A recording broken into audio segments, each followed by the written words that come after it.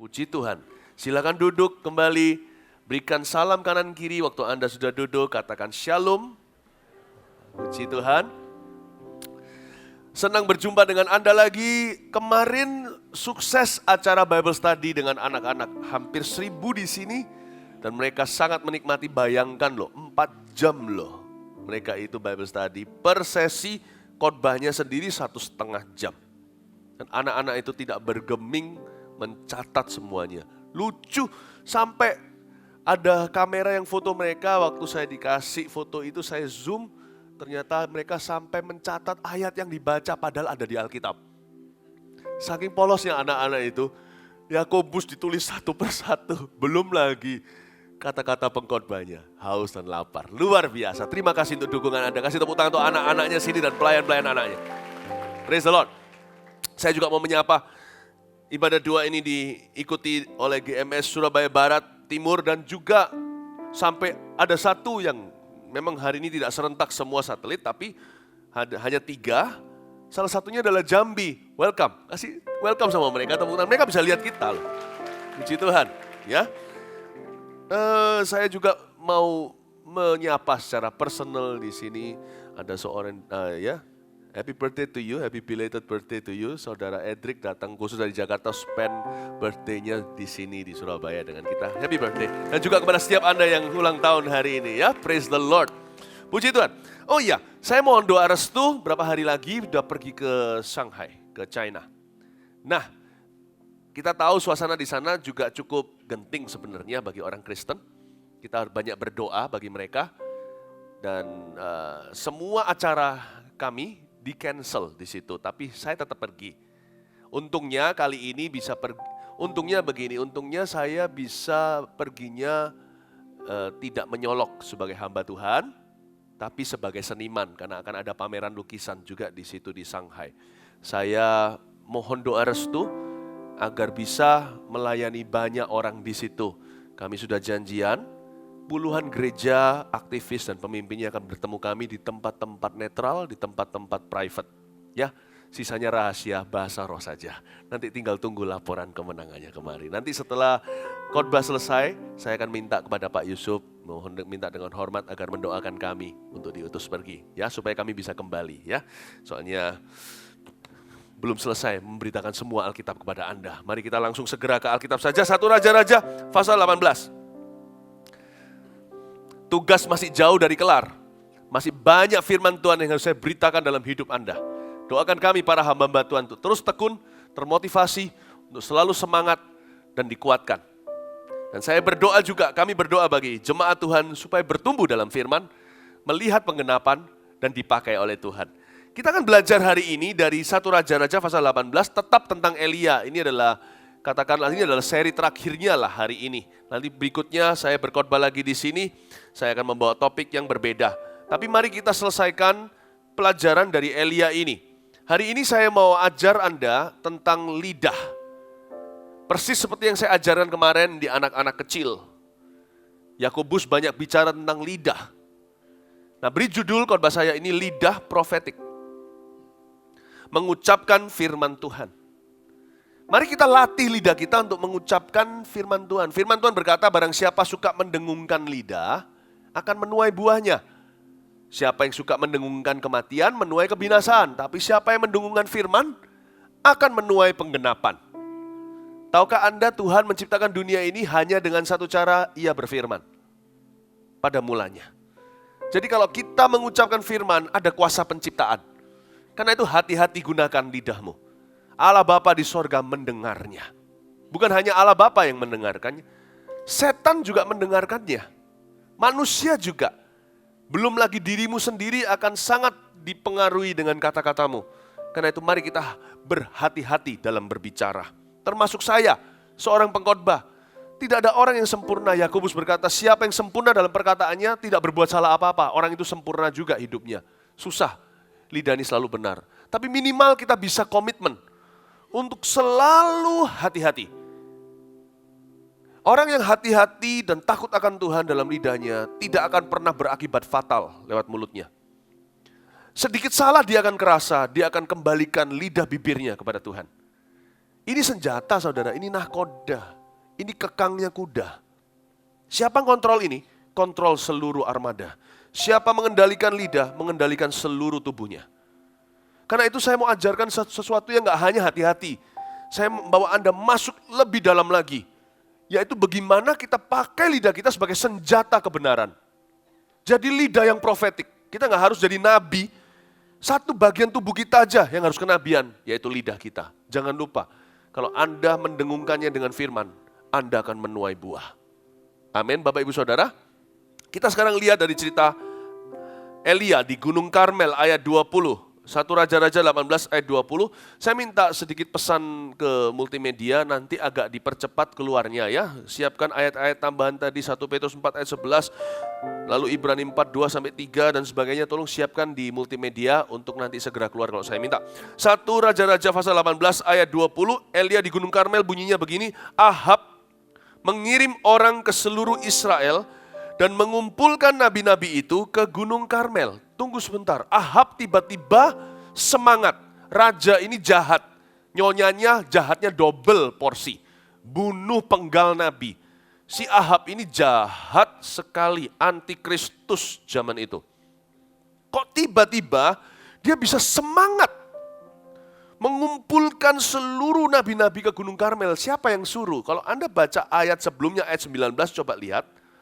Sebab itu, suruhlah mengumpulkan seluruh Israel ke Gunung Karmel, juga nabi-nabi Baal yang 450 orang itu. Dan nabi-nabi Asyera yang 400 itu yang mendapat makan dari meja istana Isabel. Ayat 19 adalah tutur kata seorang nabi bernama Elia. Yang berbicara kepada raja, Raja kumpulkan seluruh nabi-nabi Baalmu. Nah pertanyaan saya, kok Ahab nurut sama seorang, kok presiden nurut sama pendeta? Saya berdoa berkat ini dipulihkan di negeri dan bangsa. Ahab bukan orang yang takut akan Tuhan. Boleh dikatakan dia bukan presiden orang Kristen. Dia bukan orang Kristen maksudnya. Mungkin gak pernah ke gereja, menyembah berhala malahan. Kok nurut ya sama pendeta? Ini loh berkatnya orang Kristen yang sekarang lagi missing, hilang di Indonesia atau di bangsa-bangsa. Kata-kata kita tidak lagi berwibawa kepada dunia. Kita ngomong apa ditertawakan. Kalau zaman itu mereka ngomong sesuatu dilakukan. Padahal mereka ini bukan orang-orang yang percaya Tuhan. Mengapa? Karena kredibilitas kata-kata Elia tidak lagi dipertanyakan oleh raja. Sedikit flashback. Pasal 17 ayat 1. Elia di tepi sungai Kerit. Lalu berkatalah Elia orang Tisbe dari Tisbe Gilead kepada Ahab, demi Tuhan yang hidup, Allah Israel yang kulayani, sesungguhnya tidak akan ada embun atau hujan pada tahun-tahun ini kecuali kalau kukatakan. Ini pertama kali Elia muncul ke permukaan. Pertama kali langsung bicara sama raja. Dia bilang tidak akan ada hujan. Saya bisa bayangkan meskipun tidak ditulis di Alkitab, si raja tertawa, lu kira lu siapa? Raja berkata, ngomong saja mudah, bicara saja gampang. Tapi ketika kredibilitas, ketika Allah mulai meneguhkan perkataan Elia, terjadilah kering kerontang 3,5 tahun kemudian. Raja mulai berpikir keras. Tuhan memang bicara lewat mulut orang itu. Mau tahu harta sesungguhnya? Harta yang Tuhan beri di dalam hidup orang percaya itu kata-kata. Your word is your bond. Kata-katamu itulah modalmu. Itulah sebabnya jangan bersilat kata, saudara. Jangan takut Anda tidak dapat kerja. Kalau perkataan Anda dapat dipercaya, Anda orang langka di dunia ini. Semua orang mau Anda berada di perusahaannya. Yang dikejar itu bukan PhD. Itu ya silakan, apalagi kalau ada itu bonusnya luar biasa. Pinter lagi, gak cuma bisa dipercayai. Gak usah lewat training udah. Gak usah menjadi seorang training, udah pintar karena sudah sekolah. Anda menyingkat waktu kalau Anda pandai dan pintar. Apalagi kalau berijazah. Tapi itu bukan garansi untuk sukses hanya karena Anda PhD. Sukses sebenarnya itu karena kepercayaan Tuhan. Dan sukses di dunia karena kepercayaan manusia. Oleh karena itu satu-satunya modal, Saya selalu punya pepatah begini, ini prinsip hidup saya. Mulut yang bisa dipercaya akan selalu makan. Akan selalu makan. Mulut yang tidak bisa dipercaya, yang suka untuk licin kemana-mana, bohongin kanan kiri. Dia makan sebentar, gak ada garansi yang akan datang, tinggal untung-untungan. Kalau dia hoki, maka dia akan ketemu korban berikutnya sebelum ketahuan. Dan biasanya berakhir di belakang bui, ujungnya. Tapi mulut yang bisa dipercaya, sekalipun kalau orang itu gak terlalu pintar, maka banyak orang akan mau boro-boro, mau belanin untuk latih dia agar dia pintar. Asal dia bisa dipercaya dulu. Karena ini barang langka, saudara. Mulut lidah yang tidak bercabang selalu bisa makan. Di masa resesi pun akan selalu dapat pekerjaan. Itu modalmu dan modalku. Kredibilitas Elia terletak pada kata-katanya. Oleh karena itu mari kita tidak biasakan berbohong. Nggak mungkin lah kita nggak sama. Saya tahu setiap kita pasti pernah berbohong. Ya, pasti pernah berbohong. Tapi mari kita berjuang untuk enggak gitu. Karena kalau kita enggak berjuang, pasti kita menjadi begitu. Bohong termasuk bohong putih loh. Bohong itu enggak cuma bohong hitam. Bohong putih apa? Telepon, loh ayo jam berapa? Kamu sudah di mana? Sudah deket di sini maksudnya. Ketemunya di Cempaka. Tapi orang ngomong sudah deket masih di HR Muhammad. Ayo siapa gitu? Kita pasti pernah itu. Oh ada yang senggol-senggolan nih, saya bisa lihat ini ada yang begini-beginin, termasuk senggol diri sendiri. Saya juga pernah itu. Karena saking telatnya, telat fatal, kita nggak mau panik kan, nggak tahu mau bilang apapun salah. Jadi mendingan membenarkan diri dengan sedikit berdusta. Udah dekat, tapi dekat ditunggu setengah jam nggak muncul. Jangan biasakan, karena setiap kali kita berbohong, satu poin hilang. Bukan di hadapan Tuhan saja, kita terhadap diri sendiri. Lain kali kita tidak bisa percaya diri. Lain kali kata-kata kita pun kita ragukan. Buktinya orang yang sekarang ya. Saya kalau melihat satu tren. Manusia itu kenapa kalau berdoa nggak yakin akan doanya? Ayo. Kadang-kadang saya pikir itu di mana antidotnya, di mana obatnya. Kenapa ya kok susah buat umat Tuhan itu untuk percaya doanya sendiri.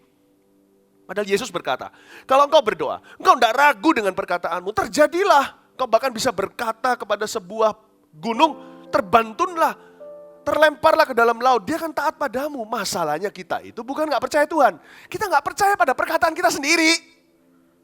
Tuhan sembuhkan aku percaya aku sembuh, amin. Lalu habis itu ragu. Karena dia biasa berkata, sudah dekat padahal masih jauh.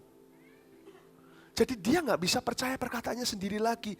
Di dalam dirinya, rohnya tidak lagi bisa merekam kata-katanya sendiri. Rohnya pun bimbang dengan kata-kata dari lidahnya. Iman itu jadi murni. Kenapa anak kecil itu gampang beriman? Why?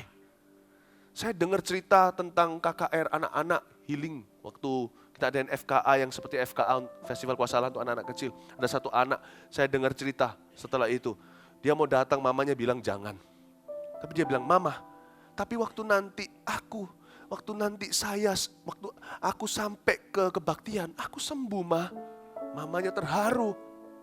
Mamanya juga gak percaya itu bisa terjadi. Tapi karena mamanya terharu terlebih dahulu karena anaknya dibawa juga. Anaknya sembuh beneran, sampai ke gedung itu langsung sembuh. Kenapa anak kecil gampang untuk beriman? Karena dia gak meragukan kata-katanya. Orang yang tidak meragukan kata-katanya dicampur dengan sedikit percaya sama Tuhan, biji sesawi jadilah mujizat. Sebenarnya loh ya, kita nggak usah tambah iman. Kita kurangi dusta aja, iman bertambah sendiri. Tahukah Anda? Tahukah Anda tidak perlu belajar kungfu? Tidak perlu kadang-kadang seperti di dalam film-film kungfu itu belajar jurus, nggak perlu. Benerin kuda-kudanya, Anda akan jadi pendekar. Pendek-pendek mekar. Anda pasti akan jadi pendekar. Bercanda. Anda pasti akan jadi pendekar. Now we understand why it's so hard for us to have faith. It's not because it's hard to have faith in God, it's hard to have faith in our own words. Kenapa kita susah untuk beriman? Bukan beriman kepada Tuhan itu sulit sekali, tapi beriman pada kata-kata sendiri. Itulah sebabnya bohong putih itu bahaya. Itu membuat diri kita sendiri juga percaya. Tadi pagi saya sampaikan tentang negative feeling, perasaan negatif. Kalau perasaan negatif itu di-entertain atau dihibur terus, diayomi di sini, dipelihara, lama-lama keruh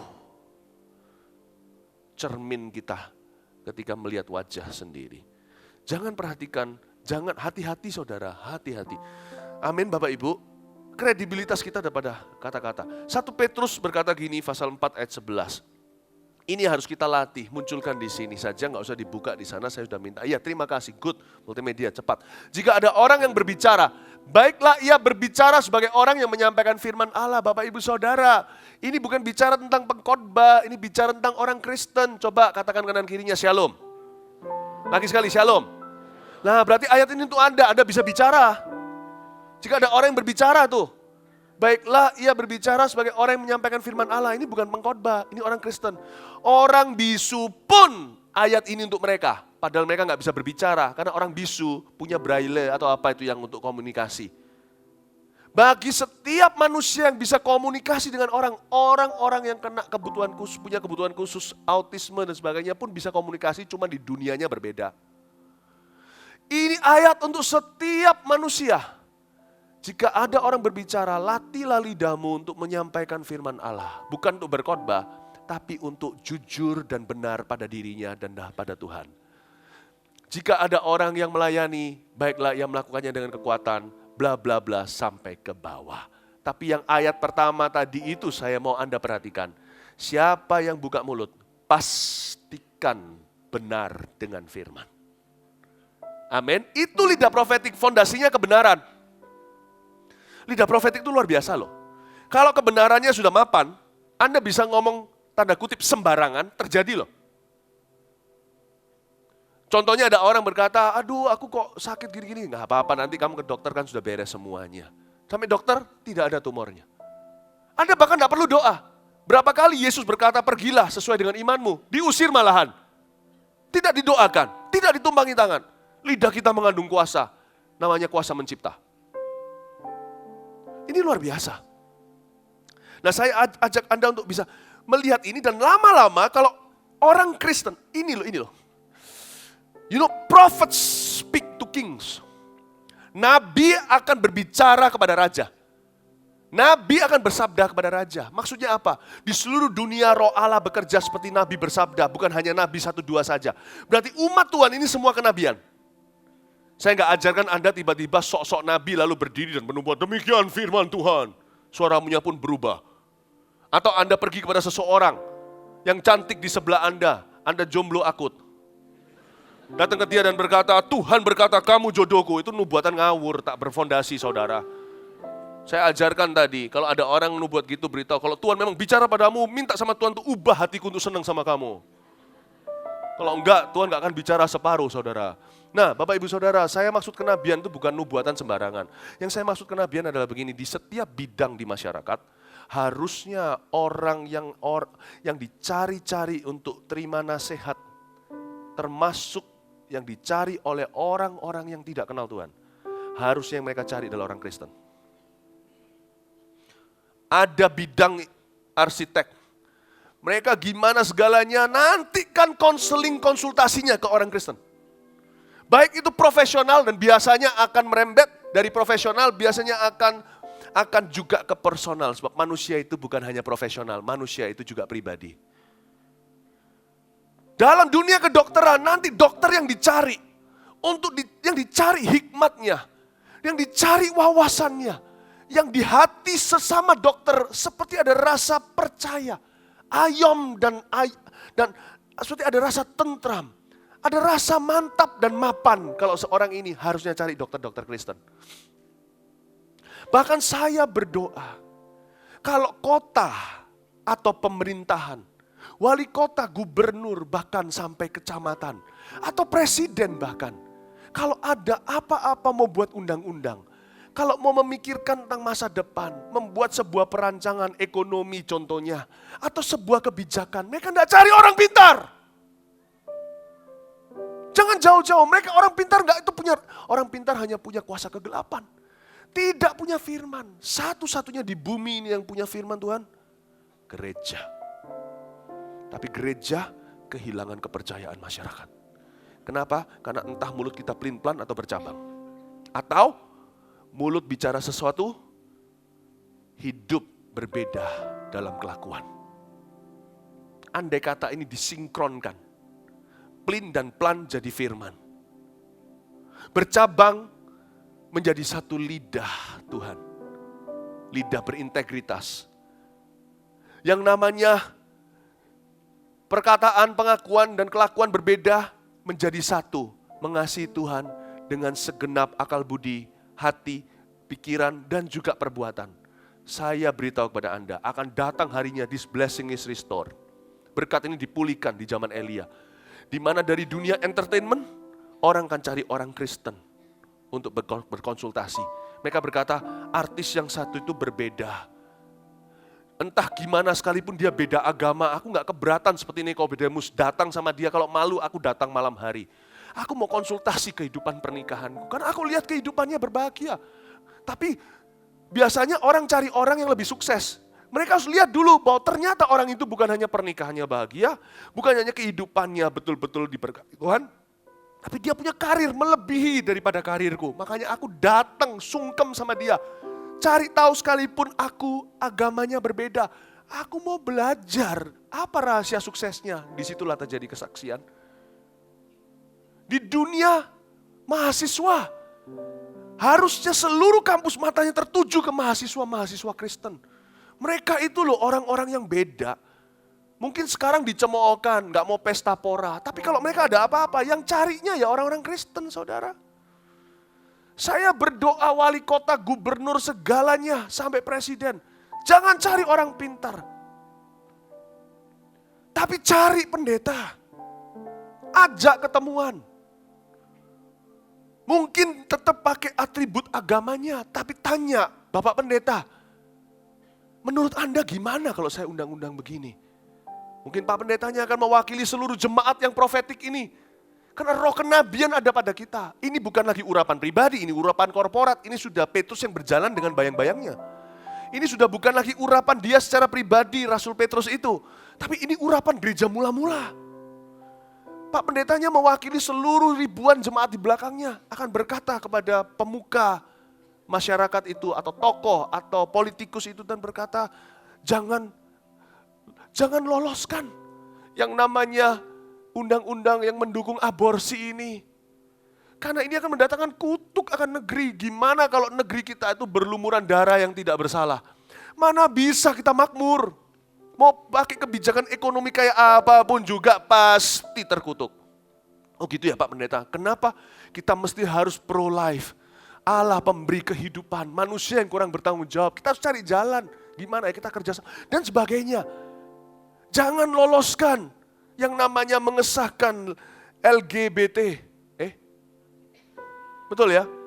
Jangan, bukan karena kita membenci mereka, tapi kita tidak bisa sahkan apa yang salah. Jangan ikut-ikutan bangsa-bangsa. Ya nggak perlu dirajam, mereka butuh bantuan. Kita kita kuatkan mungkin, buat suatu undang-undang yang mendorong, kayak sekarang contohnya di negeri-negeri tertentu, mereka yang sudah nggak punya anak, Jepang contohnya. Ya, mungkin anak sebentar lagi berapa tahun kemudian Indonesia ini makmur anak. 60% itu semuanya adalah orang-orang muda. Di negara-negara yang maju sekarang seperti Jepang dan segalanya, mereka itu a dying nation. Karena ke depan nanti gak ada anak mudanya lagi. Jadi mereka mencapai bagaimana caranya membuat kebijakan agar ada liburan, supaya mereka gak kerja-kerja doang, atau gajinya dinaikkan, atau kasih dan sebagainya. Mereka berusaha untuk membuat keluarga itu menjadi kondusif kehidupan keluarga. Singapura melakukan itu dan sebagainya. Nah mungkin pada saat itu lagi berkonsultasi dengan seorang hamba Tuhan akan berkata, Pak kita kuatkan, buatlah kebijakan-kebijakan untuk menguatkan fondasi keluarga tradisional. Satu papa, satu mama, bukan kumis cium kumis. Kati kumis ketemu sanggul. Keluar anak-anak, kuatkan fondasi traditional family. Waktu bicara-bicara, kita nggak necessarily harus bicara tentang Injil, tapi mereka bisa melihat hikmat Allah. Bukankah firman Tuhan berkata gitu di dalam surat Paulus? Gereja itulah hikmat Kristus. Dimulai dari ini. Harusnya setiap bidang orang Kristen yang dicari. Orang Kristen yang pertama dicari, orang Kristen yang terakhir dicari ketika orang putus asa. Itulah sebabnya Roma 8 berkata, dia udah gak tahan. Ini bahasa versi saya ya. Dia gak tahan memunculkan anak-anaknya sendiri di setiap bidangnya masing-masing. Karena dia gak bisa percaya yang lainnya, kecuali anak-anaknya. Roma 8 berkata, dunia, bumi menunggu saatnya anak-anak Allah dinyatakan. Itu versi saya tadi yang pertama itu versi sehari-hari. Tuhan gak tahan, mau bangkitkan. Jadi jangan pernah Anda tanya, kapan Tuhan buat aku sukses? Gak usah buat Anda sukses, gak usah Anda rindukan sukses. Jaga lidah. Siapa yang jaga lidah, menua yang baik. Siapa yang mau naik ke gunung Allah, tangannya harus bersih. Lidahnya gak boleh bercabang. Bapak ibu saudara, Tuhan lebih ingin membuat Anda sukses daripada Anda ingin sukses. Karena kalau Anda sukses, Anda cuma mau sukses demi sukses. Kalau Tuhan mau Anda sukses, karena Tuhan mau melalui Anda memulihkan hidup banyak orang. Jadi jangan khawatir. Kenapa Tuhan kok belum aku buat aku berhasil? Introspeksi. Betul ya? Introspeksi atau introspeksi? Ya, pokoknya gitu. Inspeksilah dirimu sendiri. Evaluasi. Mungkin Tuhan tidak bawa Anda dan saya ke tempat tinggi karena kita masih takut ketinggian. Diangkat tinggi sedikit, sombong sekali.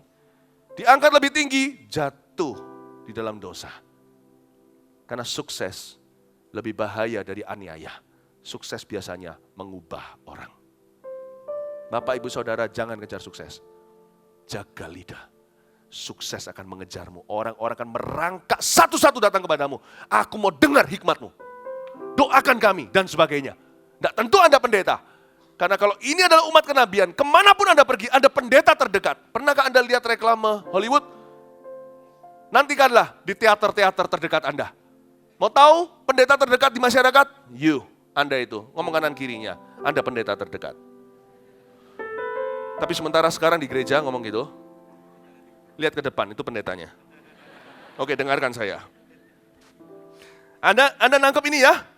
Ayat yang ke-21. Lalu Elia mendekati seluruh rakyat itu dan berkata, berapa lama lagi kamu berlaku timpang dan bercabang hati? Kalau Tuhan itu Allah, ikutlah dia. Dan kalau Baal, ikutilah dia. Tapi rakyat itu tidak menjawabnya sepatah kata pun. Berani ya Elia ini, luar biasa. Ini orang tidak kompromi, bukan orang yang berkata mari kita berdoa dalam kepercayaan masing-masing. Saya kalau didatengin orang, minta didoakan, saya tidak akan bilang gini, saya doakan dengan cara Kristen, dia tahu saya Kristen kok. Saya langsung doa. Selama saya tidak jelekkan agama orang lain, selama saya bisa menghormati dan santun dengan orang, I am never apologetic about my faith. Saya akan langsung doakan. Elia ini berani. Ini betul-betul Lion of Judah. Lion itu tidak harus kasar. Singa itu tidak makan segalanya. Dia jelas targetnya. Kita nggak ngawur. Singa itu raja rimba. Dia tahu apa yang dia mau. Dari jauh dia sudah keker, dia sudah kok keker, apa itu namanya? Dia sudah incar. Dia sudah jelas apa maunya. Yang saya mau dalam kehidupan orang, kalau saya melayani dia, adalah orang itu kenal Yesus dengan cara yang paling santun. Bapak, ibu, saudara, jangan takut berdiri atas imanmu. Kita harus pede. Kalau kita hidup benar, harus nikmati pede itu. Jangan ragu-ragu. Yang boleh ragu-ragu, minder-minder itu orang yang hidupnya pelin-pelan. Kalau Anda sudah benar, nikmati dong. Anda sudah beli tiket di kelas tertentu, pakai dong. Gunakan dong. Kita juga harus beriman, jaga dalam kekudusan, lalu belajarlah untuk percaya diri. Ibrani 4 ayat 2 dan 3 berkata begini, ayat ini munculkan di depan layar. Karena kepada kita diberitakan juga kabar kesukaan sama seperti kepada mereka. Tapi firman pemberitaan itu tidak berguna bagi mereka. Karena tidak bertumbuh bersama-sama oleh iman dengan mereka yang mendengarnya, ayat 3. Sebab kita yang beriman akan masuk ke tempat perhentian seperti yang ia katakan, sehingga aku bersumpah dalam murkaku, mereka tak akan masuk ke tempat perhentianku, sekalipun pekerjaannya sudah selesai sejak dunia dijadikan. Bapak, ibu, saudara, kalau kita jaga lidah, kalau kita sungguh-sungguh dengan Tuhan, kita boleh di masyarakat bertindak dengan iman, dengan berani. Kita boleh. Ya. Jadi saya ajak Anda, saya dorong Anda lewat firman ini untuk menjadi saksi Kristus yang benar. Lalu baru menjadi saksi Kristus yang berani. Ayat 22, lalu Elia berkata kepada rakyat itu, hanya aku seorang diri yang tinggal sebagai nabi Tuhan. Padahal nabi-nabi Baal itu ada 450 orang banyaknya. Namun baiklah diberikan kepada, sampai ayat 22 dulu. Di sini Elia berkata, hanya aku seorang diri yang tinggal sebagai nabi Tuhan.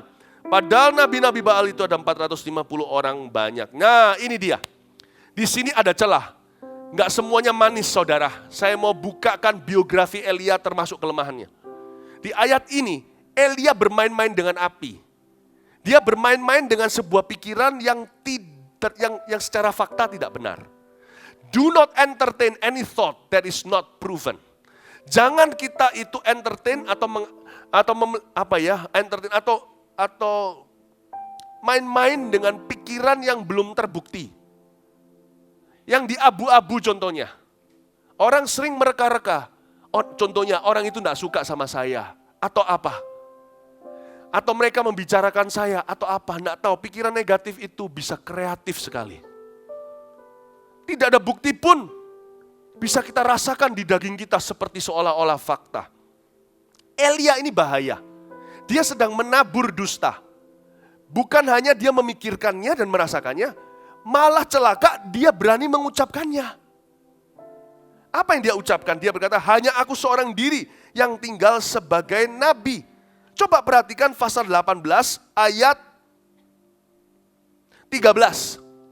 Nggak usah dibuka di sini. Oh, dibuka ya nggak apa-apa ya. 18 ayat 13. Di sini ada suatu kata-kata seorang anak Tuhan lainnya di zaman Elia, namanya Obadja, pegawai negeri Ahab. Tangan kanan raja yang jahat. Ada orang Kristen yang lahir baru di dalam pemerintahan itu. Obadja bilang gini sama Elia waktu ketemu di jalanan. Jadi ini ayatnya sebelum Elia mengucapkan di ayat 22, hanya aku seorang diri yang tinggal, satu-satunya nabi Tuhan. Lihat ya, ayat 13 berkata, tidakkah diberitahukan kepada Tuanku apa yang telah kulakukan pada waktu Isabel membunuh nabi-nabi Tuhan, bagaimana aku menyembunyikan 100 orang nabi-nabi Tuhan dalam gua, 50 sekelompok, dan mengurus makanan dan minuman mereka. Ini poin saya, lihat saya jelaskan. Barusan saja, kemarin ada satu hamba Tuhan, anak Tuhan, di pemerintahan Ahab, beritahu sama Elia, aku simpan 100 hamba Tuhan, agar tidak dipenggal oleh Ahab. Aku simpan 50 per goa, berapa tahun ini ku beri makan selama kelaparan. Elia berkata, Jadi jelas-jelas itu fakta. Itu fakta. Angkanya pun disebut 100, di mana dibagi 2 per kelompok berapa. Itu fakta. Nggak tahu gimana Elia itu, otaknya, kepalanya mungkin ada kabutnya, dia nggak anggap itu sebagai sesuatu yang penting. Sehingga pada waktu di ayat 22, waktu dia lagi ministry, waktu dia lagi pelayanan, lagi berhadapan dengan nabi-nabi Baal, diucapkanlah sebuah kata-kata yang kurang tanggung jawab. Dia berkata, hanya aku seorang diri yang tinggal. Ini namanya membesar-besarkan masalah. Padahal Tuhan masih ada cepek yang sisa. Dia bilang hanya tinggal dia. It is very important. Kita semuanya belajar, saya pun belajar. Lidah tidak menambah atau mengurangi. Itu susah saudara.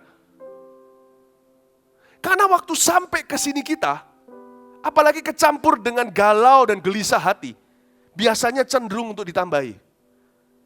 Apa yang masuk sini betul-betul terjemahan Ibrani, sampai di sini versi sendiri. Jadi Elia waktu pelayanan juga bukan alasan. Sekalipun pelayanannya diurapi, tapi ada sesuatu yang tidak akurat. Dia berkata, aku tinggal seorang diri, padahal masih ada 100. Sebenarnya faktanya ada 7.000. Tuhan nanti waktu tegur dia, waktu dia ngambek, Tuhan bilang gini sama Elia, sebenarnya ada 7.000 nabi yang gak tunduk sama kaki Baal.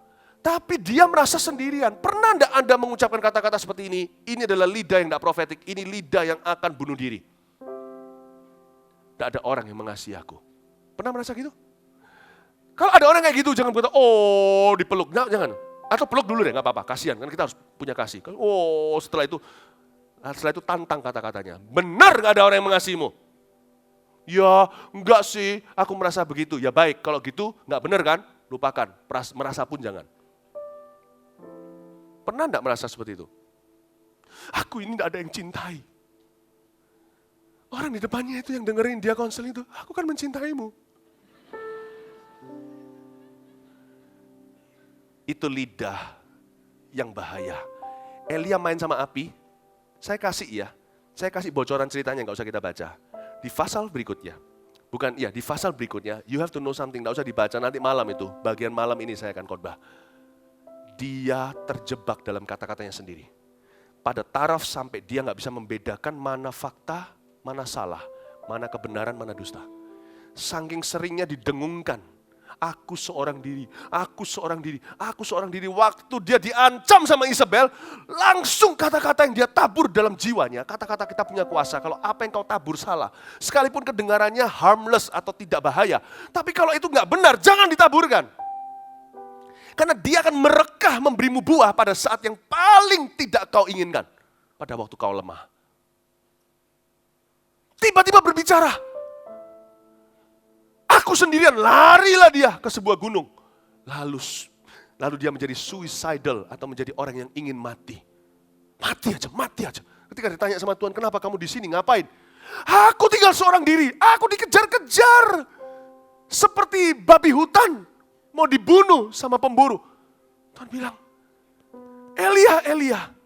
Kalau saya jadi Tuhan, saya akan bilang, kamu lupa pasal 18 ayat 13. Kamu lupa apa kata Obadya. You enggak sendirian. Pernah enggak orang yang merasa di sini, pencobaan begitu besar, aku orang yang paling terpuruk di dunia, aku yang paling malang. Pernah enggak merasa? Tak ajak ke Rwanda. Anda baru tahu bahwa Anda enggak malang. Are you sure? Saya ngomong gini bukan ngomong sama Anda, Guru. Saya kadang-kadang ngomong sama diri sendiri. Setiap kali firman kan bermata dua kan. Setiap kali saya tunjuk Anda begini, tiga jari tunjuk saya sendiri. Sometimes we feel like kita adalah orang yang paling berat bebannya di dunia ini. Paling besar masalahnya. Really? Sungguhan? It's just perspektif, saudara. Aku yang paling parah, suamiku ini yang paling, bahasa Ibraninya, menceno. Mau tahu suami orang lain yang lebih menceno? Ada loh. Suami Anda paling cuman, kumat-kumatan, bukan wanita maksudnya, paling cuma ada sifat-sifat yang gak menyenangkan. Istri Anda juga, please, jangan tabur itu. Karena kalau Anda tabur itu pada waktu bertengkar suami istri akan minta cerai. Karena merasa mulai percaya Anda lah suami terburuk di dunia. Jangan tabur dalam dirimu sesuatu yang bukan dari Roh Kudus. Bahayanya nabur ke orang lain kita lupa. Nabur diri sendiri kita tuai sendiri dari dalam. Hanya aku seorang diri. Ini Elia tidak bodoh. Dia mengabaikan sebuah fakta tapi lebih mendengarkan perasaannya. Akhirnya seorang Elia yang begitu objektif dengar suara Tuhan. Karena lidahnya tidak dijaga. Lidah mengendalikan seluruh imannya. Dan akhirnya senjata, makan Tuhan. Ini yang bahaya. Senjata makan Tuhan. Elia tidak dikalahkan Isabel. Kalau Anda mau tahu Simpson itu kekuatannya di rambut atau bukan? Kalau Anda mau tahu kekuatannya di mana? Orang bilang di rambutnya, bukan. Buktinya rambutnya udah dicukur habis, ketika dia dicungkil matanya, dia minta sama Tuhan kekuatan, robohlah 3.000 orang Filistin dan raja-rajanya mati meninggal dunia. Kekuatannya bukan di rambutnya, tapi di Tuhannya. Hubungan dengan Tuhannya. Nah, orang bilang Elia itu jatuhnya karena dia diintimidasi oleh siapa? Isabel? Bukan. Isabel kok bisa mengintimidasi dia gimana? Isabel loh saya beritahu, saya kasih bocoran. Isabel itu kalau memang bisa bunuh dia, nggak mungkin kirim satu tukang pos dengan pena. Ini loh pesan dari Isabel, besok hari sekian gue bunuh lo. Objektif dong berpikir, kalau Isabel memang bisa bunuh dia, nggak kirim seorang tukang pos dengan kertas, dia akan kirim seorang tentara dengan pedang. Langsung nggak akan banyak bicara, langsung, hei sini, pus, mati. Buktinya nggak bisa bunuh. Jadi Elia tidak dikalahkan oleh Isabel, tidak diintimidasi Isabel. Elia dijebak oleh kata-katanya sendiri. Elia dikalahkan oleh lidahnya. Ini yang disebut di Yakobus dengan lidah keluar air tawar, asin, dengan lidah keluar air tawar. Hati-hati saudara, Saya bicara pada saya karena lebih banyak berbicara, lebih banyak kesalahan. Di seluruh ruangan ini, saya yang paling banyak salah dalam kata-kata. Kenapa? Saya yang paling banyak berkhotbah. Saya harus super hati-hati. Tapi saya tidak pernah, khotbah saya semua tulus. Semua khotbah saya dari hati saya. Tidak ada satu pun yang saya rancangkan sendiri, semua dari hati saya. Maksud saya berkata begini adalah, kita manusia, tambah banyak bicara, harus tambah jaga. Amin Bapak Ibu Saudara. Amin. Anda belajar sesuatu, jangan tabur dalam dirimu sesuatu yang bukan dari Roh Kudus. Itu bisa nanti kau tuai di hari esokmu dan kau akan menyesal sekali. Elia, oh Elia, betapa malangnya Anda. Ayat 23. Namun baiklah diberikan pada kami 2 ekor lembu jantan. Biarlah mereka memilih seekor lembu, memotong-motongnya, menaruhnya ke atas kayu api. Tapi mereka tidak boleh menaruh api. Aku pun akan mengolah lembu yang seekor lagi, meletakkannya ke atas kayu api dan juga tidak akan menaruh api. Kemudian biarlah kamu memanggil nama Allahmu, dan aku pun akan memanggil nama Tuhan. Maka Allah yang menjawab dengan api, dialah Allah. Seluruh rakyat menyahut, katanya, baiklah, demikian. Ayat 24, saya mulai beranjak dari sekedar lidah yang dijaga kepada kuasa. Nah, Alkitab berkata, hal kerajaan sorga, di Korintus ditulis begini, 1 Korintus tepatnya, hal kerajaan sorga bukan soal kata-kata, tapi kuasa. Nah, kalau lidah kita sudah punya fondasi kebenaran, yang berikutnya terjadi adalah kuasa, saudara. Seperti yang saya katakan, firman itu menciptakan, firman itu mengubah. Tuhan tidak kepingin kita menjadi jago kata-kata. Tidak pernah ada di dalam DNA orang Kristen, yang lahir baru, yang turut firman dan Yesus, yang akhirnya lidahnya hanya sekedar teori. Karena Markus 16 ayat 20 berkata, coba munculkan di depan sini saja dengan siapkan 1 Korintus tadi juga. Mereka pun pergilah memberitakan Injil ke segala penjuru. Ini bicara tentang kita, saudara. Bukan hanya dulu, ini sekarang sampai Tuhan datang. Dan Tuhan turut bekerja dan meneguhkan firman itu. Dengan kata lain, Tuhan meneguhkan mulut mereka dengan tanda-tanda yang menyertainya. Tanda orang Kristen yang mulutnya benar, gampang lihat buahnya. Kalau penyertaan Allah, mulutnya itu benar.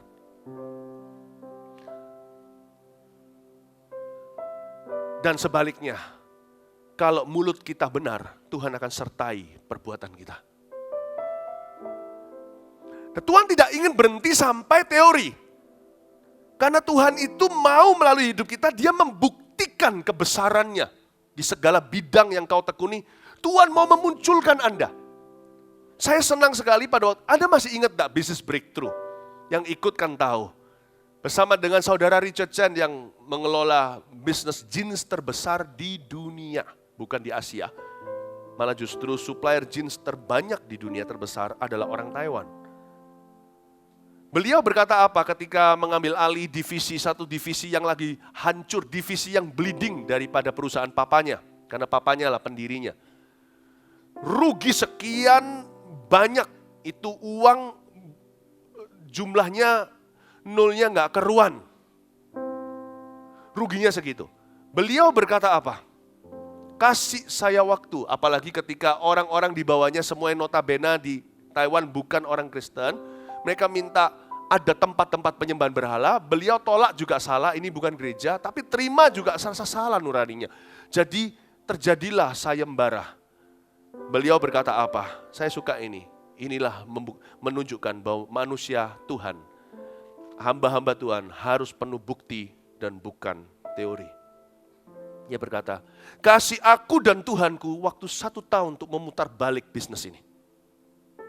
Lalu nanti kalau aku gagal, silahkan saya kasih izin taruh tempat-tempat penyembahan berhala. Tapi kalau enggak, biarkan ini tetap jadi tempat profesional. Tidak ada tempat-tempat penyembahan. Dan dia nggak perlu taruh tempat penyembahan dia karena orang Kristen tidak menyembah di gunung sini atau di gunung sana. Kita lewat kesaksian orang Kristen itu asal dia yang mimpin terjadi kebenaran. Raja yang benar kalau memimpin makmurlah rakyat, bukan? Dalam 1 tahun diputar balik, keuntungannya seperti jumlah kerugiannya tapi surplus, bukan defisit. 1 tahun. Saya suka itu. Bukti. Anda tidak usah takut kalau Tuhan tidak akan menyertaimu. Biasanya kita takut karena kita ada salah. Orang kalau benar itu nggak ada takutnya. Bukti. Kita juga nggak perlu membuktikan diri, kita itu sudah aman kok sama Tuhan. Tapi dalam bidang kita jangan takut taruh Tuhan di spotlight. Tuhan itu jauh lebih ganteng ketika ditaruh di spotlight. Mau tahu kenapa? Tuhan nggak keberatan ditaruh di spotlight atau di lampu sorot. Karena disitulah kata kemuliaan dimulai. Bukan berarti Tuhan mau sok-sokan, mau buktikan sesuatu, bukan. Karena kalau Tuhan membuktikannya, manusia diselamatkan. Jadi jangan pernah ragu kalau Allah ingin membuktikan lewat bisnismu bahwa dia hidup. Anda jangan merasa Anda berambisi. Jangan ragu kalau Allah mau lewat anak-anakmu membuktikan bahwa keluarga orang benar itu diberkati Tuhan. Anak-anak mereka akan tahu mereka adalah generasi orang-orang pilihan. Jangan berdoanya kecil untuk putra-putri Anda. Pakai anak-anakku Tuhan untuk membuktikan bahwa keluarga orang benar dibedakan, kata Maleaki, dari keluarga orang fasik. Jangan mengecilkan Tuhan, jangan paise atau sungkan sama Tuhan. Sungkan itu menghina Tuhan. Respect iya, harus saudara. Tapi sungkan tidak. Tuhan buktikan lewat bisnisku. Bukan begini loh, buktikan lewat bisnisku. Tuhan buktikan kau hidup, baru nanti aku melayani Tuhan. Nah itu mencobai Tuhan. Layani Tuhan dulu. Dengan hati kasih bicara pada surga, buktikan lewat aku. Aku mau jadi bukti kasihmu di dunia ini. Luar biasa. God wants to prove His presence through you. Through what you do. Melalui apa yang Anda lakukan. Tahukah Anda? Tuhan tidak mau tanggung sama Anda. Waktu saya berdoa sama Tuhan, minta Tuhan pakai saya minta Tuhan pakai saya luar biasa. Itu bukan kesombongan, bukan ambisi. Tapi hidup hanya sekali. Saya tidak mau tanggung, saudara. Kalau mau pakai, aku pakai. Kalau tidak usah sama sekali. Bukti. Tuhan kalau taruh di spotlight itu, tambah indah. Pernah Anda lihat logam mulia? Di gelap juga mahal. Harganya tidak turun. Kalau di gelap nggak turun. Malah justru ditaruh di gelap itu banyak hilang. Kalau Anda taruh logam mulia 1 kiloan gitu, di gelap, nggak hilang harganya. Tuhan, sekalipun gelap, seluruh dunia nggak mau percaya dia. Semuanya menyangkal dia kayak Petrus, semua menjual dia kayak Yudas. Tuhan tetap harganya sama. Glory, glory, glory, holy, holy, holy is the Lord. Tapi pernah lihat logam mulia disentrong lampu? Ceng.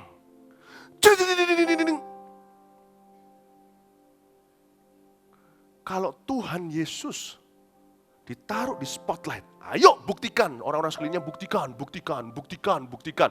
Anda sendirian dengan Tuhan. Tuhan justru berkata, lihat ya nak, lihat engkau dan aku, kau lihat kemuliaanku. I love it. I love it waktu orang-orang berkata sama saya, anak-anak muda nanti pada waktu kita kemarin ada di NYC, gak mungkin bisa, mana bisa, begini begitu. I love it. When you put God to the test, He always passes. And dia selalu bukan hanya lulus, dia selalu memuliakan namanya. Amin Bapak Ibu Saudara. Kasih tepuk tangan untuk Tuhan. Saya mau beritahu kepada Anda, janji ujungnya daripada lidah yang dijaga itu bukan kata-kata. Tetapi kuasa. Power. Itulah sebabnya orang yang suka ngomong doang gak ada kuasa, itu mempermalukan dirinya. Karena ujungnya semua orang tahu kok Tuhan beserta siapa. Contohnya, 1 Korintus 4 ayat 18-20. Paulus berhadapan dengan orang yang fasih lidah. Fasih lidah gak mungkin bisa jadi fasik lidah.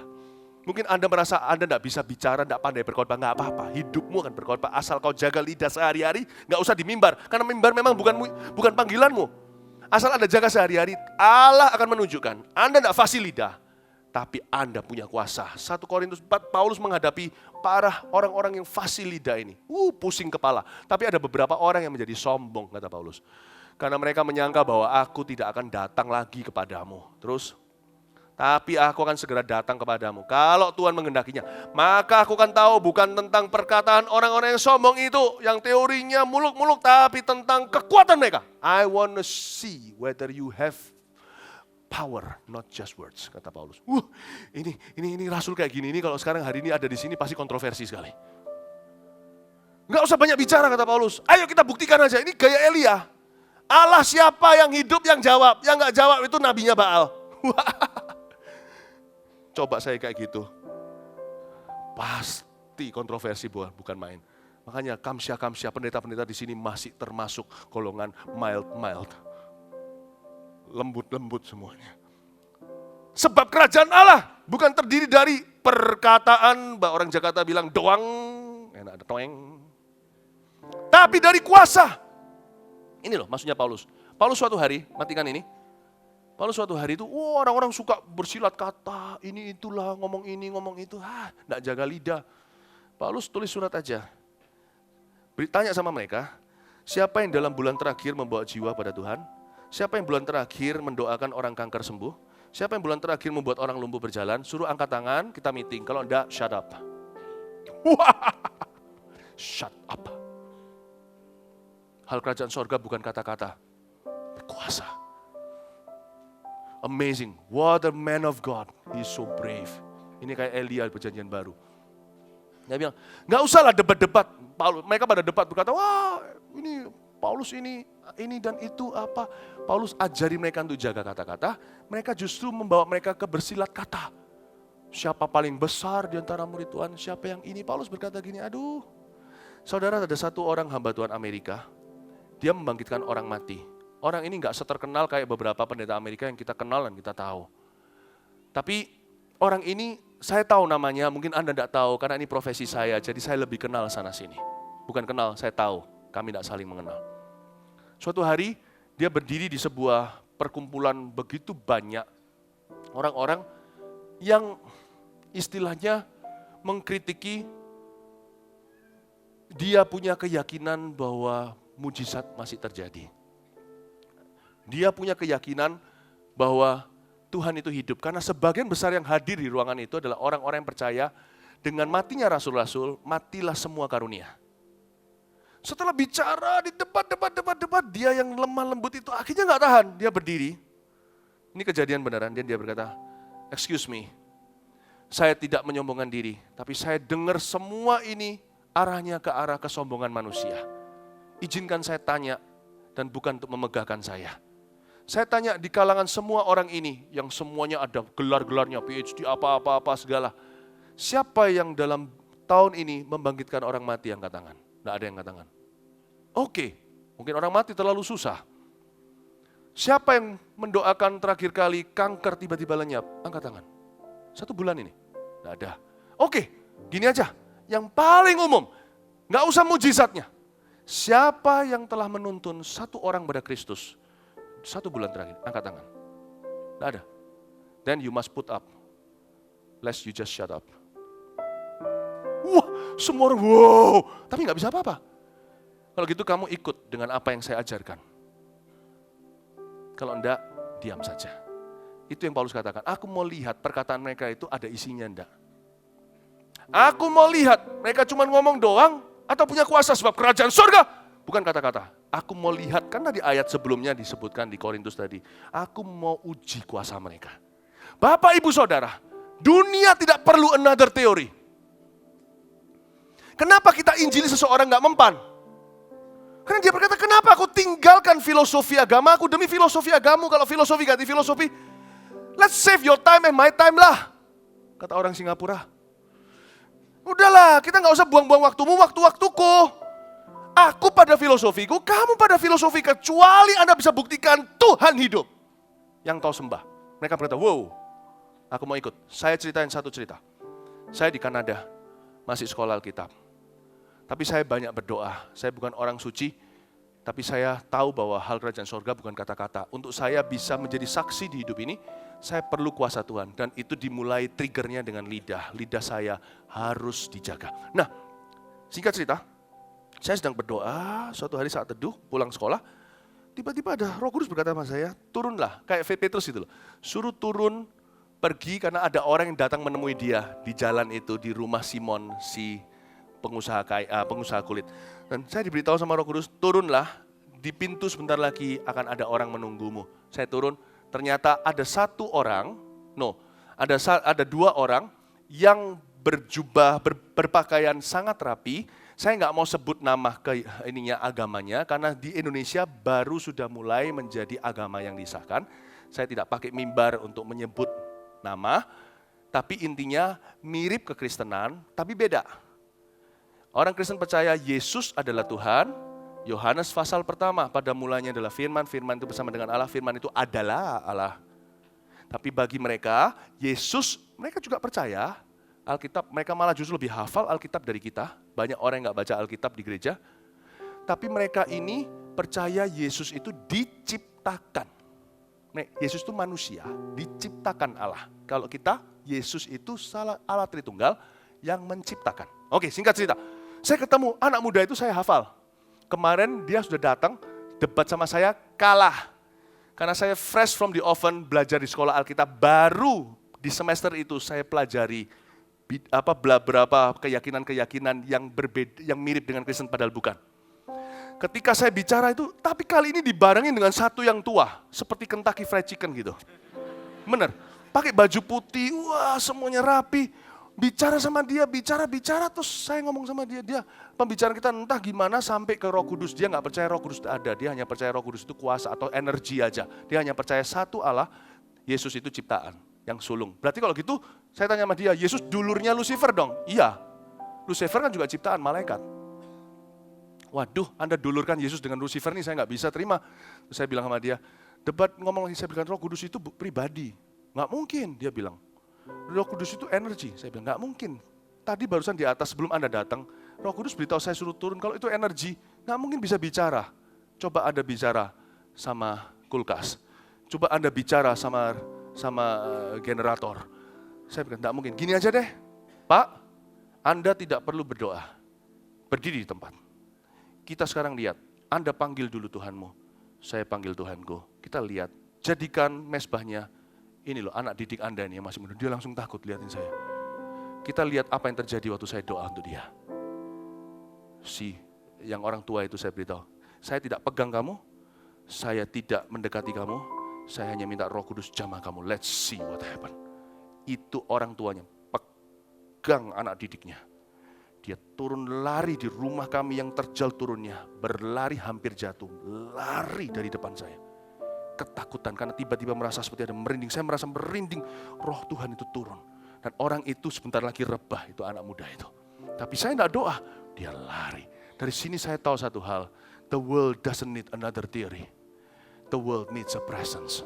Dan Tuhan mau hadiratnya dinyatakan lewat bisnis Anda, lewat keluarga Anda, dan itu harus dimulai dengan Anda bersekutu dengan Dia. Amin. Siapa di sini mau dipakai Tuhan?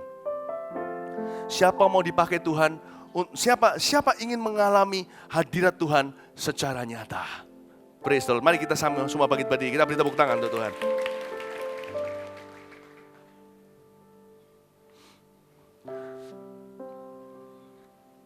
Di ayat-ayat berikutnya dijelaskan bagaimana Elia mengejek Nabi Baal.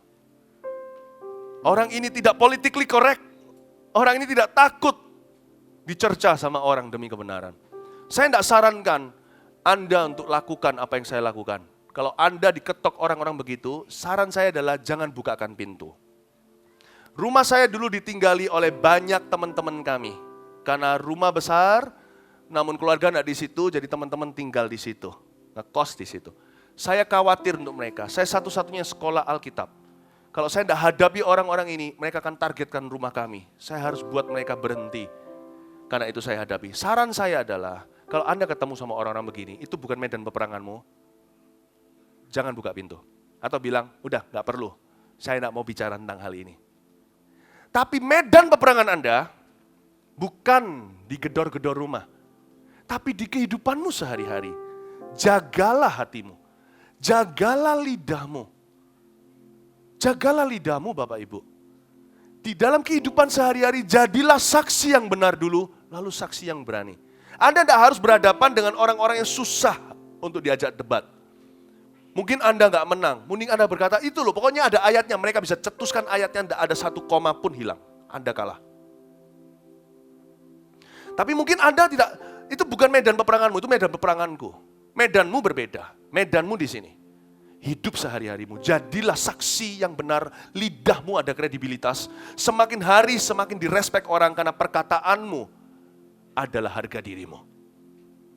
Setelah itu jadilah saksi yang berani. Anda akan melihat di sana sini, banyak orang-orang Israel akan kembali ke Tuhan meninggalkan Baal karena kesaksian imanmu dan kesaksian mulutmu. Itu medan perangmu. Saya berdoa agar lidah jemaat Tuhan di sini diurapi. Luar biasa. Dan perhatikan satu hal. Ada satu cerita lagi bahwa Elia ketika api mau turun dia harus siapkan mezbah, bukan? Saya merasa dalam roh saya ada orang-orang di sini yang mezbah doanya, mezbah rohaninya dengan Tuhan sudah rubuh. Anda harus bangun kembali. Banyak di antara kita minta mujizat, minta kuasa, minta Tuhan nyatakan kebesarannya lewat bisnis kita, pekerjaan kita, lewat apa yang kita lakukan, lewat pelayanan kita. Tapi Anda punya mezbah nggak ada, rubuh jadi puing-puing reruntuhan. Tuhan kasih api, lalu nanti kalau tidak ada kayu bakarnya, mau bakar apa? Mau bakar Anda. Itulah sebabnya banyak orang burn out, mau kuasa, tapi nggak punya persiapan. Mau kuasa, tapi nggak diimbang dengan kehidupan yang dipersiapkan dengan matang-matang. Bangun mezbahmu, dengar kata-kata nubuatan ini. Maka Allah akan menjawab dengan api dari atas. Dan mezbah itu bicara tentang hubunganmu dengan Tuhan Yesus. Bangun kembali. Bangun, dan hubunganmu dengan Yesus gimana caranya untuk dipulihkan? Gampang. Lewat sebuah pengakuan. Dengan hati kau percaya, dengan mulut kau mengaku. Engkau dibenarkan. Ketika engkau confess your sin, mengakui dosamu, kembali kepada Tuhan, hidupmu pun akan menyusul. Dan mulai hari ini, hiduplah sesuai dengan pengakuanmu. Itu dia. Saya dorong Anda yang sudah runtuh mezbahnya, dibangun kembali ya. Tahun ini aku harus bangun kerohanianku. Aku mengerti sekarang mengapa hidupku berputar-putar di padang gurun. Aku minta api, dapatnya cuma burn out, capek. Aku ngerti sekarang. Aku tidak punya fondasi yang kuat. Saya dorong Anda untuk bangun kerohanian Anda tahun ini. Anda yang sudah nggak berdoa, bolong-bolong, mulai doa. Baca Alkitab, mulai baca. 2-3 pasal sehari, 1 tahun kurang lebih, Anda akan selesai. Anda yang belum ikut MSJ, My Spiritual Journey, supaya Anda punya fondasi kekristenan, apa itu bahasa lidah, apa itu tumpang tangan. Apakah kita ini diselamatkan dengan pekerjaan atau hanya dengan iman? Anda harus belajar. Disinilah gunanya gereja. Manfaatkan, bangun mezbahnya. Mezbah itu kan macam-macam. Batunya, ininya, itunya, semuanya, paritnya. Nggak hanya saat teduh saudara. Juga ada pertemuan-pertemuan jemaat yang Anda perlu datang karena itu menu untukmu. Pastikan Anda mulai imbangi. Jangan borong semuanya, aku mau bangun mezbah dalam 2 minggu kelar. Sakit mah, puasa sekian tahun tiba-tiba makan balas dendam. Bangun pelan-pelan, konsisten. Mulai saat teduh, mulai datang gereja tepat waktu, catat khotbah siapapun mengkhotbahnya. Anda belum ikut MSJ, apalagi belum di NIJ, nomor induk jemaat, mulai ikut, daftar di bawah. Anda sudah MSJ semuanya, udah dilatih, punya senjata, tinggal servolution, mulai melayani. Bangun mezbahmu, jangan hanya karirmu. Bangun poinmu dengan Tuhan, bukan hanya poin atau jumlah angka di bank. Bangun ini dulu, ini ditambahkan saudara dengan kuasa. Amin Bapak Ibu Saudara. Jangan tinggalkan pekerjaanmu jadi full timer. Bukan itu maksudnya. Anda bisa sambil menyelam minum air. Anda bisa sambil bekerja, lakukan semua yang ada bedanya. Tapi mulai sekarang, Anda minta berkat Tuhan atas apa yang Anda sudah kerjakan ini. Bangun kehidupan rohanimu, please. Nobody can do it but you. I cannot do it for you. Saya nggak bisa lewat khotbah saya borong semua orang kerohaniannya jadi benar, nggak bisa. Khotbah saya harusnya memunculkan percikan. Kayak nyalain mobil. Kalau ada, tinggal setelah itu Anda bangun apinya. Tuhan jawab Anda secara pribadi. This year will be your personal revival. Tahun ini akan menjadi kebangunan rohani pribadimu. Kasih tepuk tangan untuk Tuhan. Haleluya. Haleluya. Praise the Lord. Beri tepuk tangan yang lebih meriah untuk Tuhan. Mari Tuhan. Oh jamah kami Tuhan. Jamah kami Roh Kudus. Jamah kami Roh Kudus. Jamah kami Roh Kudus. Haleluya. Yesus Tuhan ditinggikan, dimuliakan dan naik ke surga. Dia berikan Roh Kudus-Nya, menguatkan dan menolong selalu. Sungguh ku rindu bersekutu denganmu selamanya. Allah Roh Kudus, mari kita sama-sama hampiri tahta Kristus. Allah Roh Kudus, jamah hatiku dengan urapanmu. Rindu selalu dekat denganmu, tinggal di hadiratmu. Lebih tinggi lagi, Yesus Tuhan ditinggikan, katakan Yesus Tuhan ditinggikan, dimuliakan dan naik ke surga. Dia berikan Roh Kudus-Nya, menguatkan dan menolong selalu. Sungguh ku rindu bersekutu denganmu selamanya. Allah Roh Kudus, oh Allah Roh Kudus, jamah hatiku dengan urapanmu. Rindu selalu dekat denganmu, tinggal di hadiratmu. Allah Roh Kudus, Allah Roh Kudus, jamah hatiku dengan urapanmu. Rindu selalu dekat denganmu, tinggal di hadiratmu. Musik saja nyanyikan. Mari kita praktekkan sedikit firman Tuhan sebelum kita pulang ke rumah. Ucapkan kata-kata yang merupakan syukur. Syukuri hidupmu. Syukuri pernikahanmu. Syukuri pekerjaanmu sesusah-susah apapun itu. Syukuri dulu. 5 roti 2 ikan selalu dimulai dengan syukur sebelum jadi 5.000 orang makan. Setelah itu, Anda mulai katakan kata-kata seperti ya Tuhan, terima kasih hidupku berharga. Engkau akan memakai hidupku. Mulai bernubuat. Munculkan kata-katamu. Dari hati, kembali pada Tuhan. Kembali ke kebenaran. Pertama-tama syukuri. Lalu mulai bernubuat buat diri. Aku akan ditolong. Jangan nubuatannya yang tidak sesuai firman. Kalau Anda tidak tahu apa ada di firman atau enggak, jangan dinubuatkan. Jangan menubuatkan gini, aku akan dapat istri orang. Itu bukan nubuatan. Itu ngawur. Tapi kalau Anda tidak yakin itu ada di dalam firman atau tidak, jangan diucapkan. Tapi kalau ada dalam firman, ucapkan.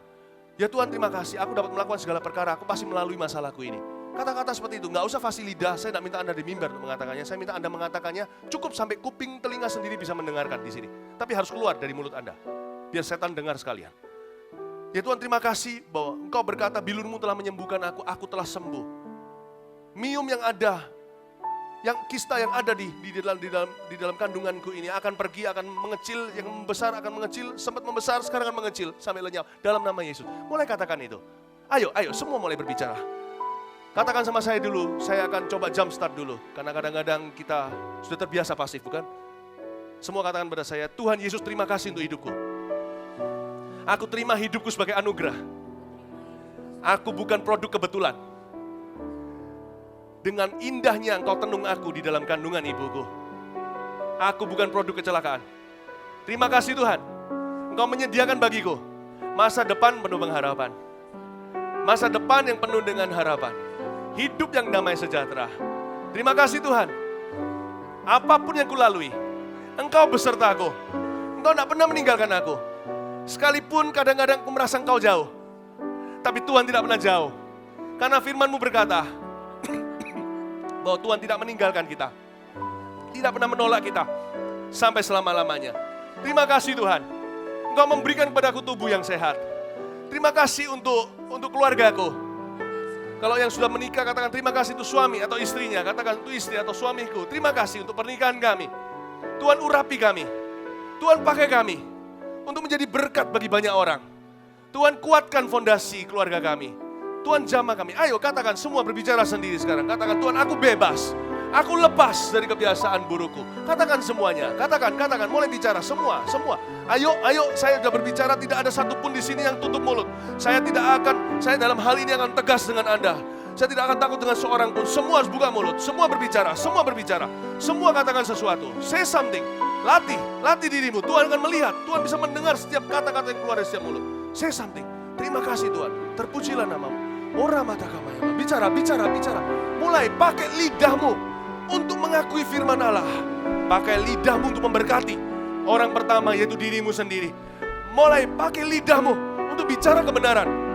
Ampuni aku selama ini aku merasa aku paling malang. Masalahku paling besar. Mulai minta ampun sama Tuhan. Ampuni aku kalau so far sampai hari ini aku merasa aku yang paling susah. Aku yang paling kasihan. Mulai minta sama Tuhan. Mulai koreksi. Apa yang telah Anda katakan, cabut benih-benih yang salah itu dalam nama Yesus. Ora mabata kayase, ora mata kana namana. Ayamara mata kamaya. Anda katakan, Anda yang berbicara. Ngomong Tuhan dengar, bicara Tuhan dengar. Ora maka pata kaya shana namata. Ora mata kamaya shana. Ora mata kamaya. Ora mata kam. Ora mas sementara Anda terus berbicara, saya akan minta sama Tuhan pewahyuan. Terus bicara. Ora mata kamaya. Bicara sampai telinga Anda harus dengar. Saya melihat seperti tulang-tulang berserak-serakan. Sekarang mulai ada daging, mulai ada uratnya, mulai ada ototnya, mulai akan bangkit. Akan terjadi kebangkitan. Saya melihat mesbah-mesbah yang runtuh. Sekarang mulai satu-satu jadi batu, satu batu, dua. Mulai dibangun satu di atasnya. Mulai jadi mesbah itu. Tuhan, Tuhan clean house. Lord Tuhan, do your house cleaning now. House cleanse us. Di dalam nama Yesus. Oh Rama Kabayas. Oh Rama. Roh Kudus bekerja 5 menit lagi. Mulai bernubuat.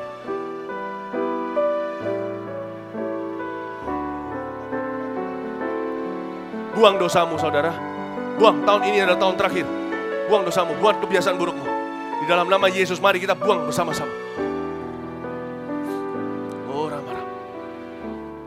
Saya melihat ada sebuah kantong, dalamnya ada rokoknya. Mana orangnya? Tidak saya permalukan, bawa sini rokoknya. Rokok bukanlah dosa yang terbesar atau apa. Dengar ya. Ada orang tanya rokok itu dosa enggak? Mana tertulis firman Allah? Apa yang itu yang paling kecil sampai firman pun enggak nulis, tapi kita harus tahu diri, tanya dokter sendiri. Tapi kadang-kadang Tuhan pakai contoh seperti ini dalam sebuah ibadah untuk menunjukkan bahwa Tuhan serius dengan membuang dosa. Mesbah itu untuk dibangun kembali. Kotorannya harus dibersihkan. Ada dosa-dosa lebih tersembunyi, lebih sophisticated, itu yang harus dibuang.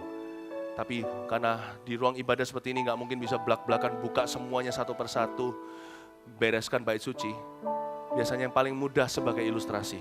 Mana itu? Saya lihat Roh Kudus tunjukkan bleng di depan saya. Satu rokoknya seperti itu. Give it to me. Taruh di sini. Ada enggak orangnya? Mana? Angkat tangan kalau itu Anda. Where are you? I see you. Mana orangnya? Jangan malu. Kita akan mendoakan Anda bebas. Where are you? Ada orangnya di sini? Anda ya? Mana? Taruh sini. Kasih tepuk tangan untuk Tuhan.